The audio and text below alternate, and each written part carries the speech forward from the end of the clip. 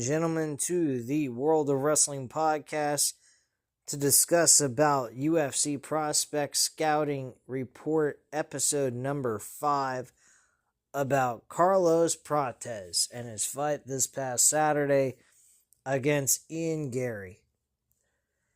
I was sort of disappointed in Carlos Prates in the last round. He had 1:20 left. Ian Garry is a tough customer. I really thought Carlos Prates was going to get through that and, knock him out. He actually had that opportunity in the 5th round. He knocked Ian Garry on the ground and was working his way towards a finish. And then he just stopped. He did not close the show with Ian Garry. I had Ian Garry up 3-2. First 3 rounds, Ian Garry won. Last 2 rounds, Prates won. And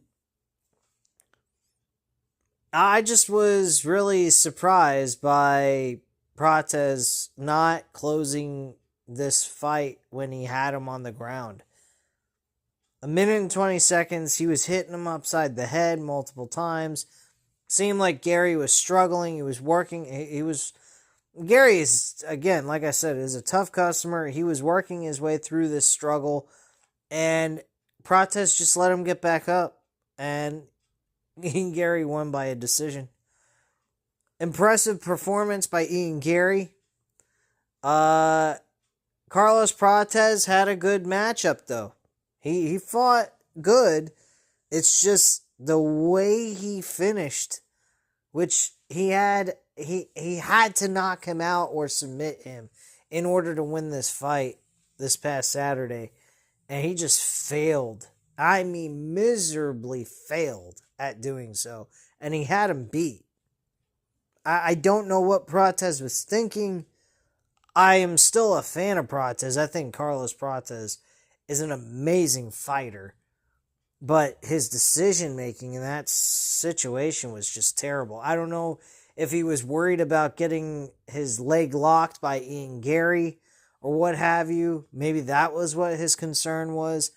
But to be quite frank with you, I could understand you doing that in the first, second, or even the 3rd round.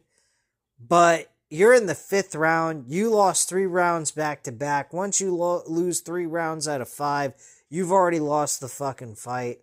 There's no doubt about it. The first 3 rounds was no question. Ian Garry was winning that fight based on the fact that Ian Garry had better footwork than Carlos Prates. That might be something that Carlos Prates may want to work on in future fights. He was flat-footed in that fight. He was a come-forward fighter in that fight against Ian Garry. He had good shots, though, on Ian Garry throughout the fight, but not to the level of what Ian Garry was providing. If you look at the significant strikes delivered by both fighters, Ian Garry had him beat in each round by a landslide. The only difference is that Carlos Prates doesn't need to hit you with so many shots. All it takes is 1 shot and he beats you. So, despite the fact that Ian Garry had the upper level advantage on him based on the fact of footwork and the amount of punches connected, or just strikes connected, because we're not talking about boxing, we're talking about MMA, which I'm going to get into about Eddie Hearns after this video. It's going to be a small rant. You guys are going to love this. This guy, Eddie Hearns, is delusional as fuck. So, my attitude is real simple. I think Carlos Prates did really well in the fight despite the ending decision on what he did.